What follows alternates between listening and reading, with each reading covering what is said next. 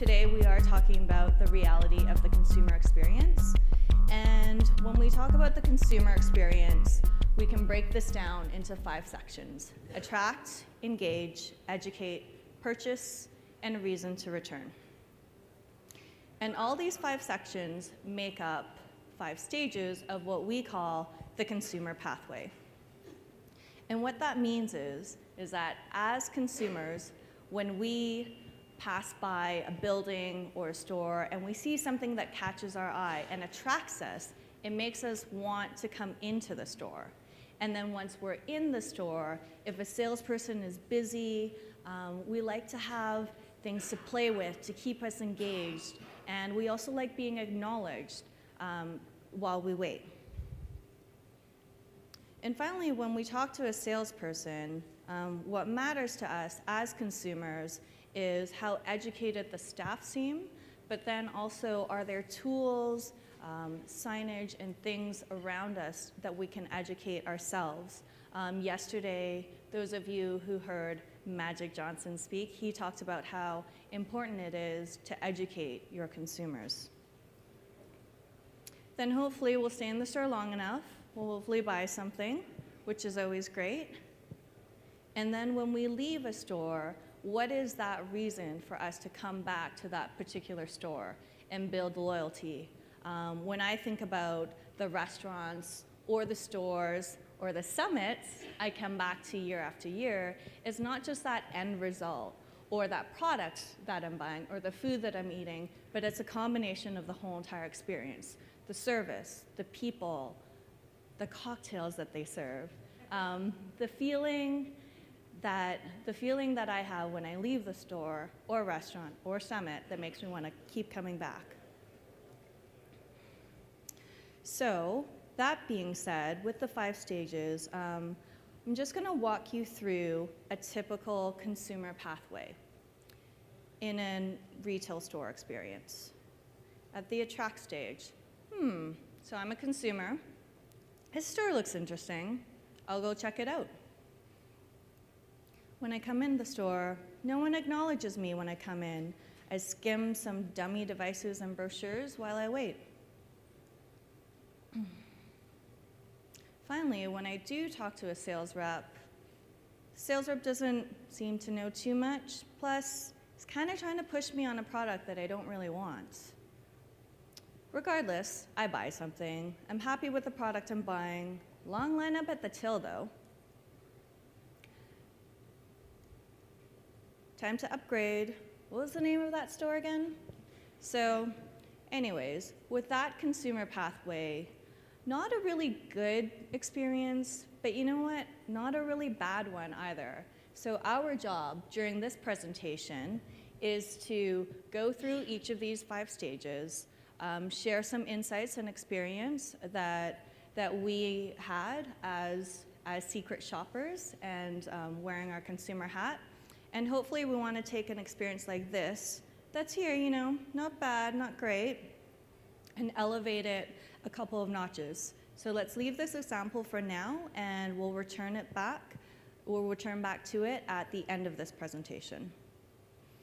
So some of you, when you walked in, you may have gotten these scorecards, and what we're going to do at each section throughout the presentation is to ask you to do a little bit of self-reflection. So even if you don't have a scorecard, you can just do this on a back sheet of a paper where we actually want you to rate how you think your store experience is today when it comes to your own consumer pathway. So our approach was to take us as the consumer and do some secret shopping. So we went around and we visited a bunch of stores. We want to share with you some industry best practice research and some examples of that. We're going to share today also our observations of these stores. And we're going to share a little bit about, earlier this year, we had a great opportunity to do some walkthroughs with EnviroCell in Vancouver, and we're going to share some of those experiences as well. Now, keep in mind throughout this session, we're going to talk as consumers. Okay, we actually experience this stuff, so you're going to hear first person coming from us as we share our stories, right? And so with that said, we wanted to kind of first share with you who we are as consumers. And this is me. And as I went around as a secret shopper, I'm the type of person that I usually know what I want beforehand. I want to get in and out of the store. I already did my research, and I just want to be, have a pretty quick experience if possible. A little bit more about me personally is I have 14 years experience in the wireless industry. 10 of those years I was a principal, just like yourself, as a dealer. And so hopefully that gives you some idea as I share my stories, okay? And here's Anne. Anne is, she likes to browse around. She needs some guidance before buying, and, just wants to shop, pretty much. And to give you a little bit idea of what stores we visited, besides, how we did it throughout the U.S. and Canada. These were dealer locations. We visited carrier stores, owned and operated by the carrier. We visited some multi-carrier stores, kiosks throughout some mall locations, and then we also visited the store-in-store scenario where it's an electronics store possibly with a wireless store inside of it, okay? A little bit of research here that we want to share with you. This is a survey done with about 6,000 people through 8 countries, North America, Europe, Africa, and then Asia Pacific. And we'd like to share that the study shows that people like to shop in stores, and 80+% of people still do that, okay? And furthermore, that they've showroomed a store at least once in the last 6 months. And that trend is continually going up, okay? As you can see, North America is the tail end of that trend. So this is good news for us that we're going to experience more shoppers coming to our stores at least once in 6 months. So Anne? Thank you, Nick. All right, so let's dive right into it. The first stage, attract. And just to reiterate, what we mean by attract is really, as consumers, what is our first impression of the store? Not only from the outside, but when we first walk in.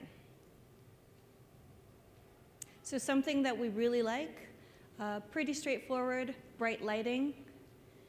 This is a picture that I took in Vancouver. As you can see, the Fido store in the middle there. Because of its sheer bright lighting and the yellow walls, you instantly are magnetized and are attracted to that particular building. And I just want to compare the neighbors there, how it's really dark, and see which one stands out.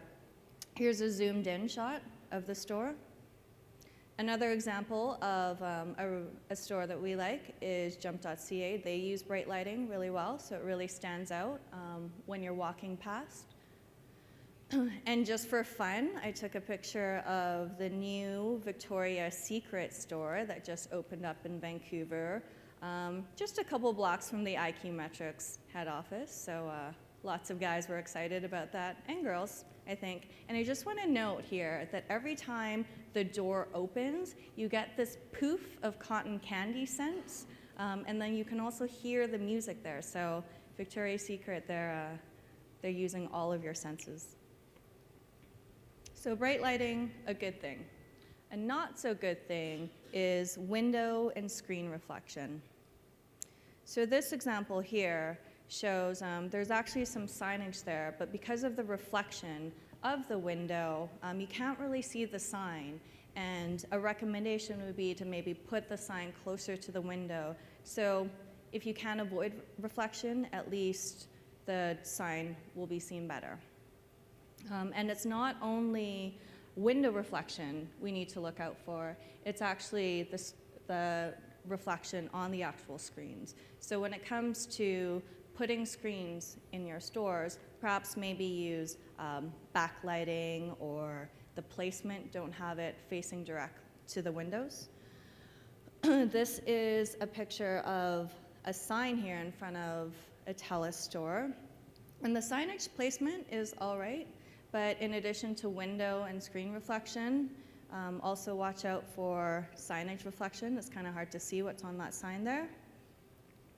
Another thing that doesn't impress us as consumers is clutter. Where if there's too much clutter and things aren't grouped appropriately, it can really be very overwhelming when you first walk in and see all this products. And if you're curious, that picture of the cat there is just to see if you've been paying attention to our presentation so far. So one idea is to minimize clutter with interactive touchscreens. So an idea is if you do have lots and lots of inventory, maybe only showcase your top sellers, and then you can use something like interactive touchscreens to showcase your entire breadth. Another solution to minimize clutter is to group products into certain sections that make sense. So as you can see here on this particular accessory wall, there's actually a lot of product here, but because of the way it's been grouped, it doesn't appear as overwhelming. So another component of Attract is to have messaging. So as consumers, when we're looking at a store and we're looking at a sign or whatever it is, we're thinking, what's in it for me? Why do I want to come into your store? I might be in the middle of something. I might be on my way back to work from a lunch break. Why should I come into your store? Which brings us to our next point, something we really like, which is clear signage and messaging. So pretty straightforward, but we feel like we just need to call it out. And when we talk about clear signage and messaging, we pretty much mean the opposite of this sign right here. A sad little sign.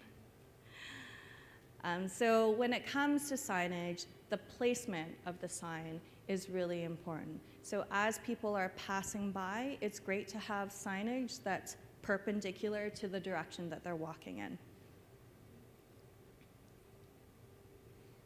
So as I mentioned earlier, perpendicular signage is really great for passerbys. And if you were in Diana Dawson's presentation yesterday, she does talk about how perpendicular signage actually increases the chances of passerbys walking into your store.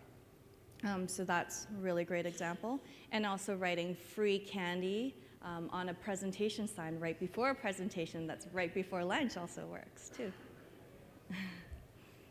So not only the placement of the signage is important, but also the messaging here. So when I saw this sign in Vancouver, it's a perpendicular sign, so I noticed it right away, but I had no idea what it meant. Are there any guesses? So I'm not as smart as you, because I didn't get that right away. So this actually is pointing to a high-end hipster barbershop. So unless you're a hipster, or unless you're as smart as that guy, clear apparent signage is really important. Also, when it comes to signage, something you might want to consider is using digital signage to keep the content fresh and moving. This is a picture of the mobile shop. So it's a kiosk in front of a larger store. And as I was walking through, just with the digital signage, with the different digital posters looping through and the video playing, it immediately caught my attention, and I was instantly drawn to this area because it seemed like there was a lot of stuff going on. So this is a picture of a Bell store that I walk home from work every day, and they use digital signage to keep their window display content really fresh. They're always cycling through different products and promotions. One thing to be mindful of, though, that it is very rare for a person to be looking at your store head-on like this. They'll most likely be passing by. So what I actually usually see when I'm passing by is this. And as you can see here, the pillars are blocking the signage. So just something to be mindful of. This is the best window display ever. So those of you who have been to the Microsoft store may have experienced this, where they have actually turned their entire window display into a living room space. So people can come in, they can interact and play with the Kinect, there's lots of energy, people are having fun, and then that will just naturally draw a crowd. And it definitely worked for me. It brought me into that store. So to wrap up, the Attract component is little finishing touches. So if you have badges or stickers, anything to add that additional credibility, when I see badges like this, it makes me want to go into that store. It might tip me over the edge than picking another store because it just adds that extra level of safety and security that I like feeling as a consumer. Another interesting touch is if your store happens to be in a multilingual neighborhood or you have multilingual staff, it's also great to highlight that too and make people who maybe don't feel as comfortable with the English language, give them that sense of safety and security. So to wrap up, key takeaways for attracting. Bright lighting brings instant attention to your store. When it comes to messaging, as consumers, answer that question for them, what's in it for me? Place signage perpendicular to people passing by, and watch out for reflection and clutter. So now it's that time to do a little bit of self-reflection, and whether or not you have a scorecard, just think about some of the things we just talked about, and think about your store experience and how you would rank and rate yourself at the attract stage. So just plot a little dot there on the graph. Let's take a couple seconds to do that. There's no test. We don't have to share it with everyone, so you can be honest. All right, so now let's move on to the engage stage. And when we talk about engage, it's really about the first impressions of staff members. Are we acknowledged or greeted when we first walk in? So something that we really like as consumers, probably not a big surprise here, is to be acknowledged. So say hi. So even if it's with your eyes, those of you who have been to the summit before may have heard Kurt Reinhardt give an amazing presentation about the value of its value versus price, sorry. And he talks about how important it is to acknowledge people as they come in. So an experience that I really enjoyed was going to the SaskTel store. So those of you not familiar with SaskTel, they are a regional carrier in Canada, and they have a greeter at the front of the door. So when I walked in, the greeter automatically said hi, made eye contact, asked me why I was here, and directed me appropriately in the store. I needed to talk to a salesperson. All the salespeople happened to be busy, and she encouraged me to browse accessories, interact with the interactive touch screens that were there, and that was just a really great experience and put me at ease right away. So essentially, don't do this, which is avoid eye contact, because even if you don't look at people, they can still see you. Another thing at the engage stage is perceived versus actual wait time. So are there items to keep us busy while we wait to speak with a salesperson? And when we talk about waiting, there's different stages of waiting. We can be waiting when we first get into a store. Or maybe it's not us who's waiting. Maybe it's a friend or family member who's waiting for us while we shop. What are they doing? And waiting at a checkout, waiting to pay for something. So when it comes to actual wait time and perceived wait time, even though the actual wait time might only be a few minutes, the perceived wait time can feel like forever. So how do we combat that? One thing that we really like is to have shiny things to play with. And when we talk about shiny things, we're talking about things like live devices, versus dummy devices, where maybe we can't exactly picture what that device would be like if we had it day to day. We talked a little bit about this earlier, but I'll bring it up again. Another shiny thing that we can play with is interactive touchscreens. So we're finding more about the product or the service while we're waiting to speak to someone. And here's a picture of, you can see here, there's a bunch of people lining up and waiting to pay their bill. And when I saw this, it just seemed like a lost opportunity there, where how can we decrease their perceived wait time? Are there screens that we could have put up, or are there things for them to play with while they wait to just really decrease that perceived wait time? So another positive thing at the engage stage is localizing content. So a really great example of using local content is, this is a picture of a cooking store in Vancouver, gourmet high-end cooking store. And what they do is that they actually have these in-store demonstrations. They hire these local celebrity chefs to come in and cook food that is in season and local, such as this really yuppie looking kale and pomegranate salad there. And that indirectly helps sell the products that Cookworks sells. So I know you're probably thinking, that's great for a cooking store, but I own a wireless retail store.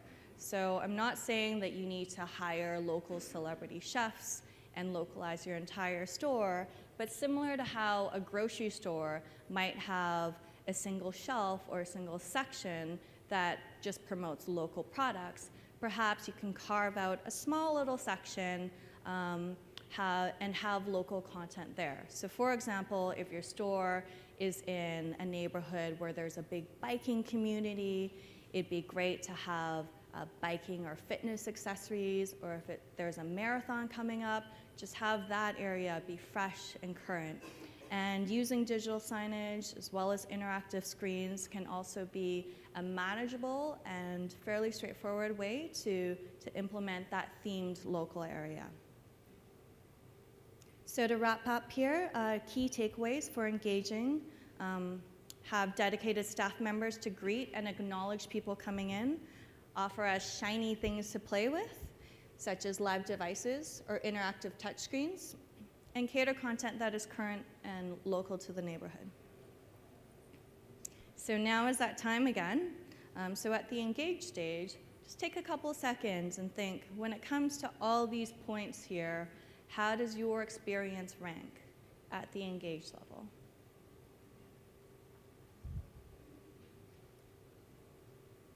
Okay, now I'm going to hand it over to Nick to talk about educate.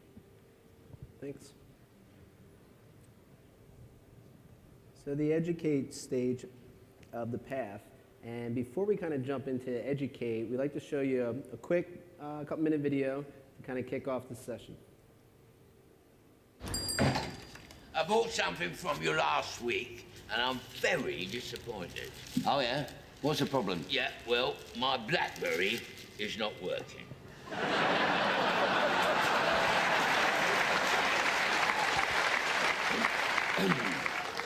What's the matter? Run out of juice? No, it's completely frozen. Oh, yeah, I can see that. I'll tell you what, let's try it on orange. That's got a few black spots, you see. Oh, dear, yeah. Sorry about that. Yeah. Was there anything I can do to get my BlackBerry working? Well, it could be an application issue. But where do you store that BlackBerry? Well, it's on my desktop. Well, you could try using a mouse to drag the BlackBerry to the trash. Then after you've done that, you might want to launch the BlackBerry from the desktop. Well, I've already tried that a few times. I mean, all it did was mess up Windows. Well, it might be worth waiting a couple of weeks. They got the latest BlackBerries coming in then. Well, could you give me a date? Certainly. Let me put that date in my diary. Anything else I can help you with? Yes, I've also got a problem, to be honest, with my Apple. Oh, dear, that is an old Apple, isn't it? Yeah. When did you buy that? Last week. Last week? Oh, they brought out 2 new Apples since then. What's the problem with it? Well, I tried to put my dongle in it, and it won't fit. Oh, yeah.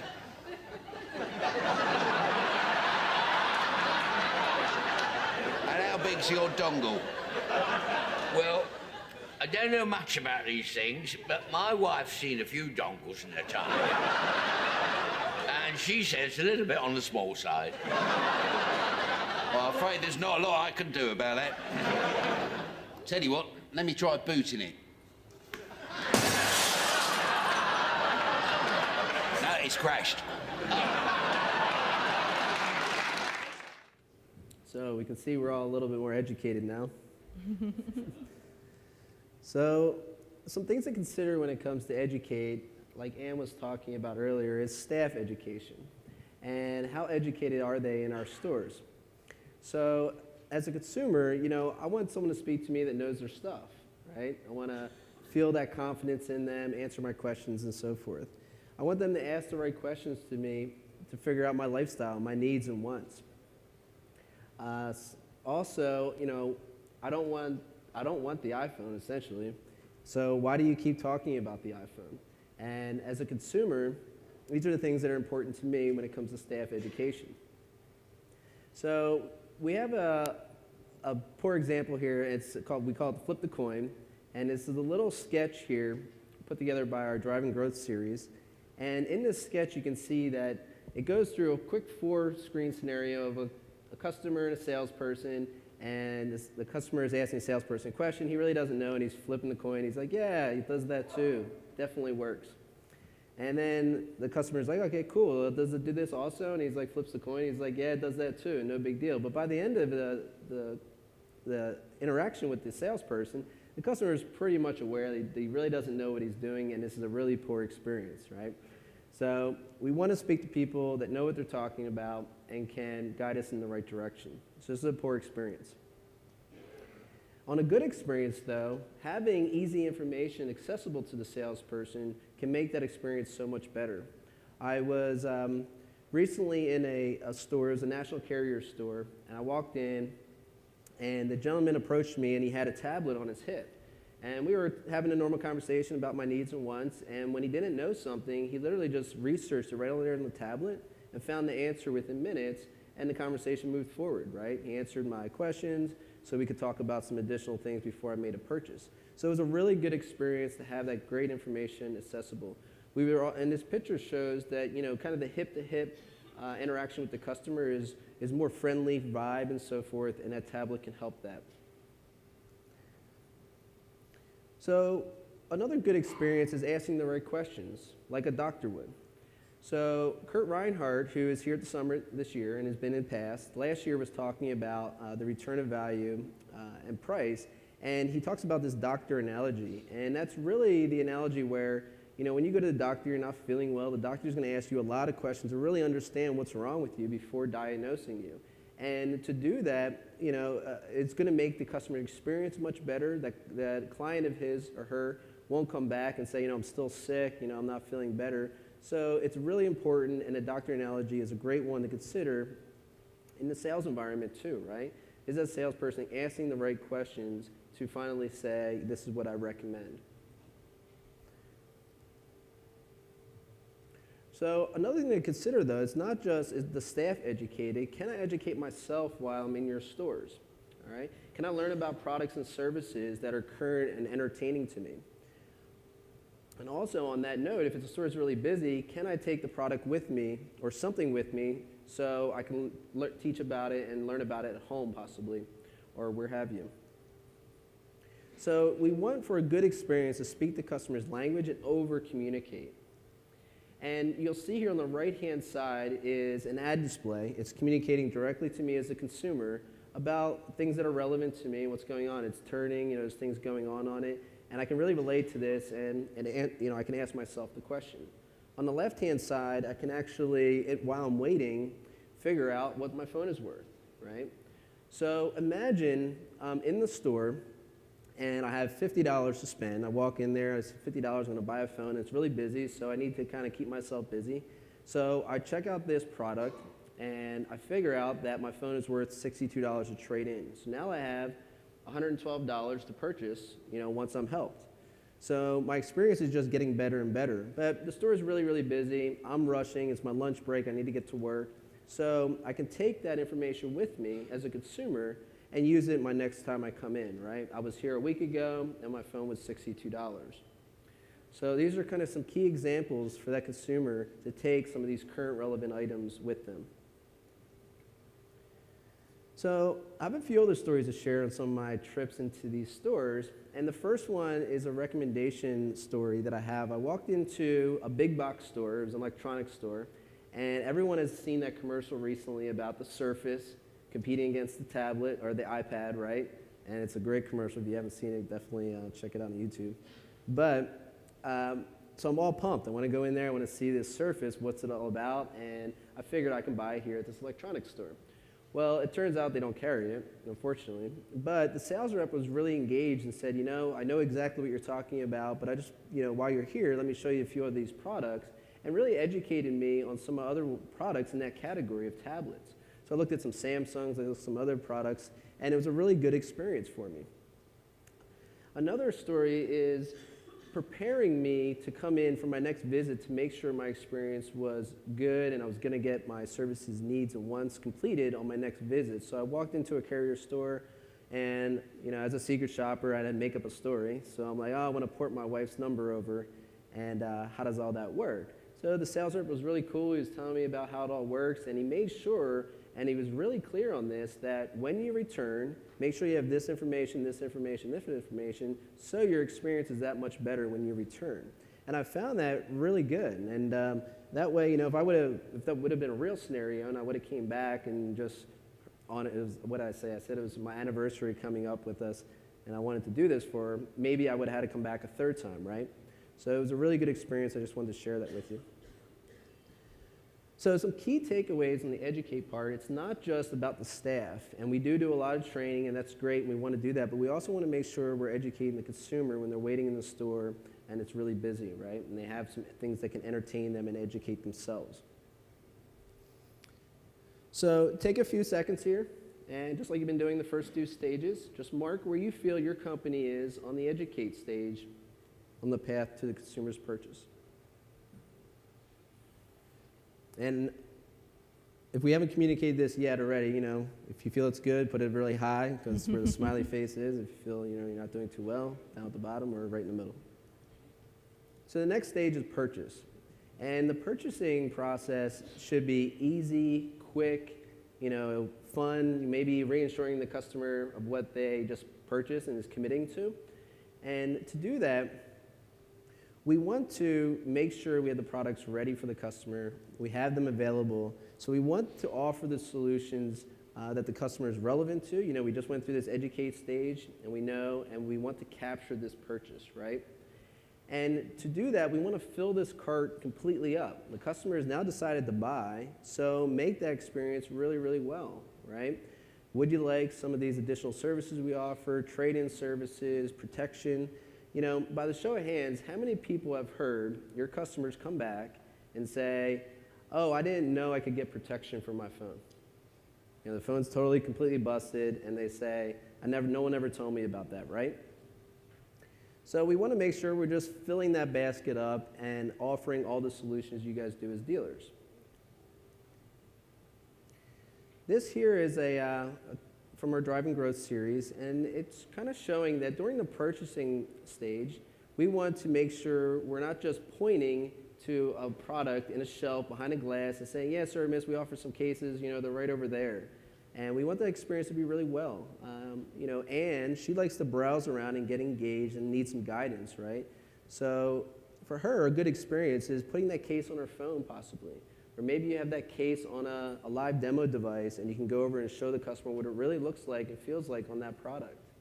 So we really want to get engaged and show those real interactions with the customer during the purchasing stage. It could just add to the invoice, right?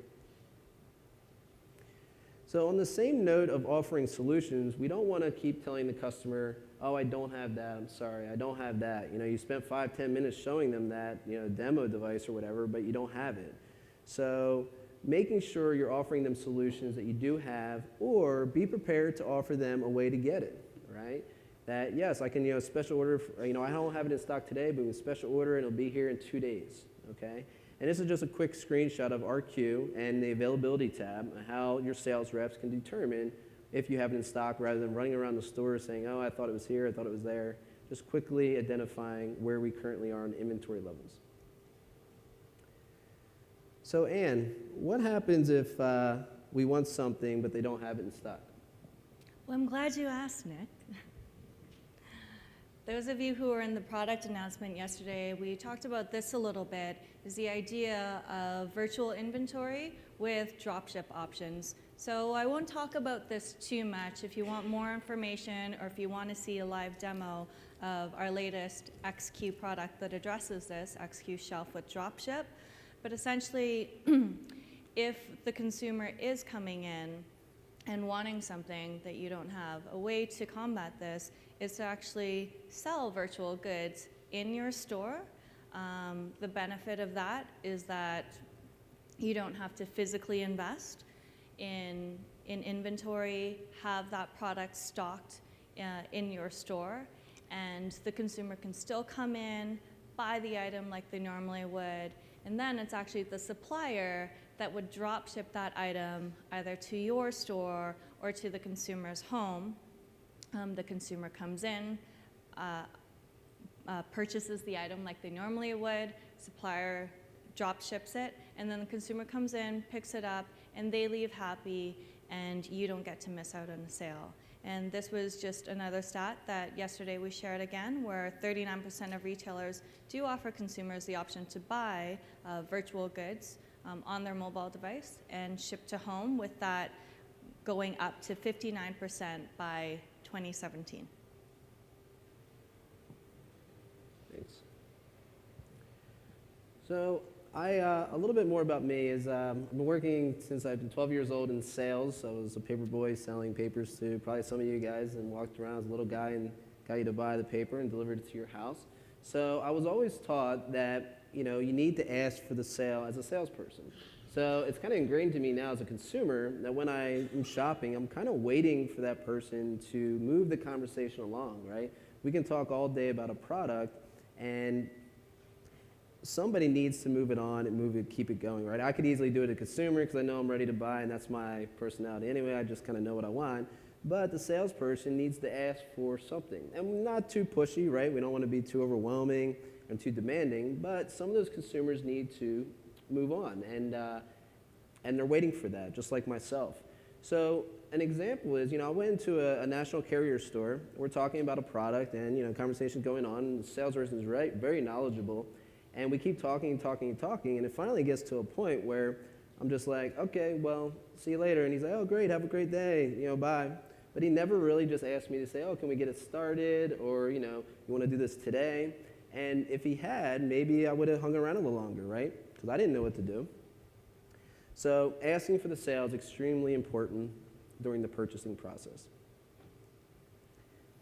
So also, for someone like myself, and we did and I didn't know this, but we did a great example of this in the product announcement, was mobile checkout, right? Myself, you guys know me by now. I want to get in and out of the store. I know what I want, and the mobile solution can do that possibly for you and your team to satisfy those consumers like myself.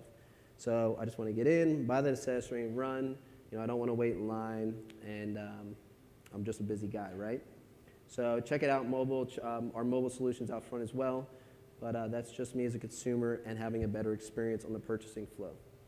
So some things to consider here when the purchasing stage is offer those solutions to capture that purchase. If you can't capture the purchase that day, have some other options for them to pre-order it or drop ship it to their house. Ask for the sale for sure, and possibly a quick way for those individuals in a rush with mobile checkout. So again, we have second to last stage here on purchasing. Just go ahead and plot where you feel as a company you currently are in the purchasing stage.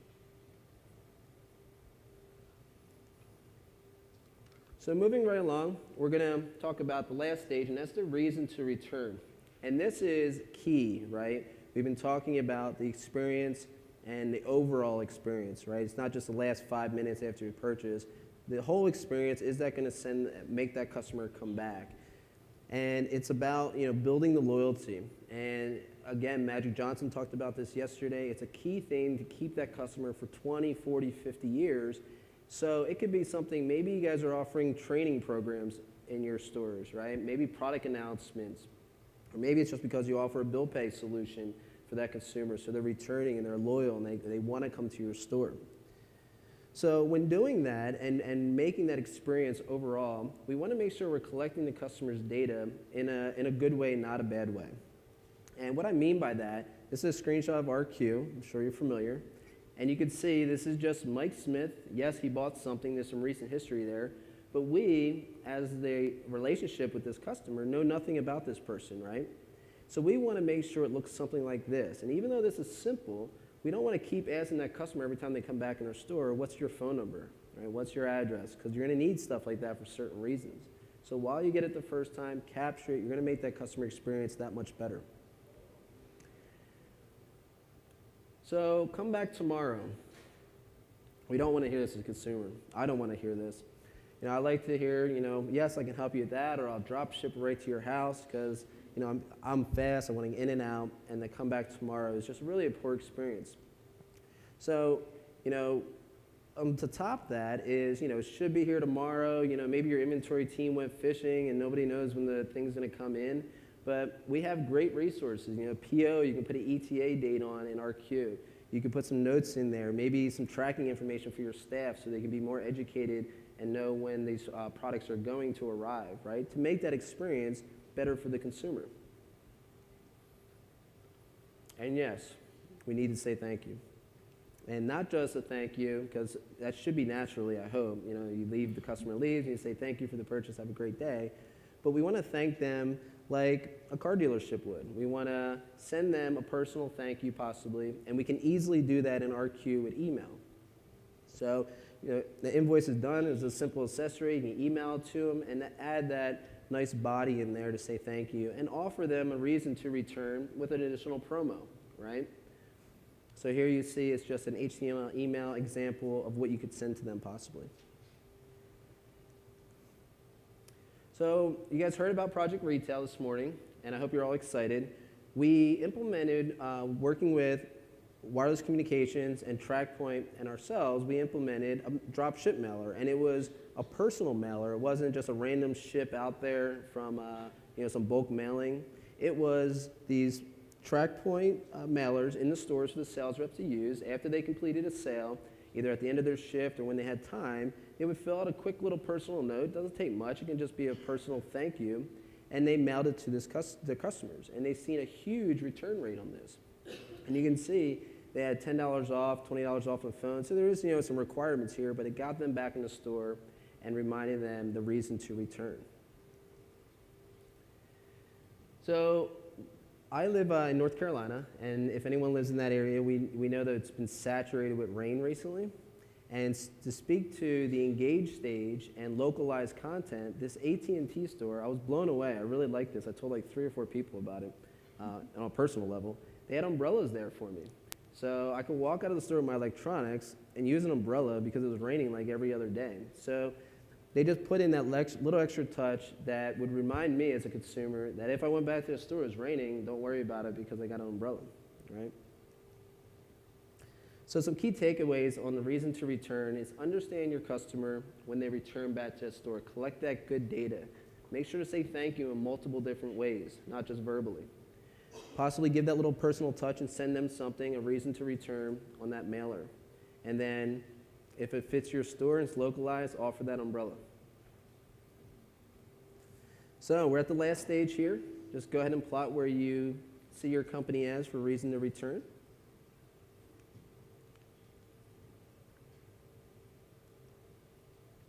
I'm going to pass it back to Ann.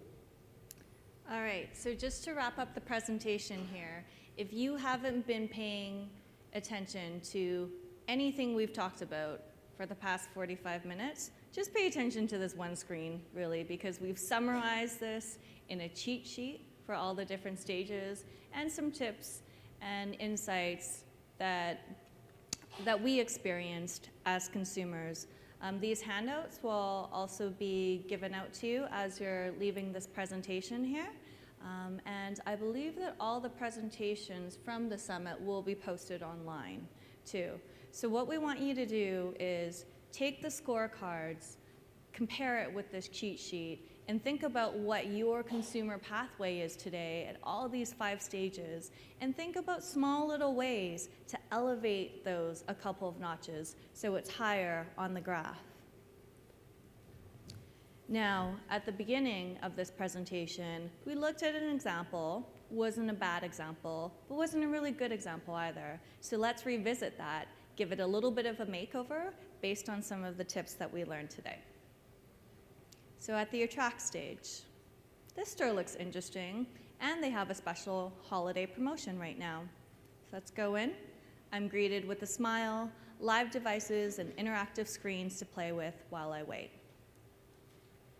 Jordan, the sales rep, asks all the right questions to narrow down products that suit my lifestyle. I'm happy with the product I'm buying. Mobile checkout makes it fast and easy. And to wrap up, ooh, how nice, a thank you email and $10 off my next accessory purchase. Maybe it's time to pay Jordan a visit again. Anyway, so that wraps up our session. I hope you learned a couple of things, and we really appreciate your time.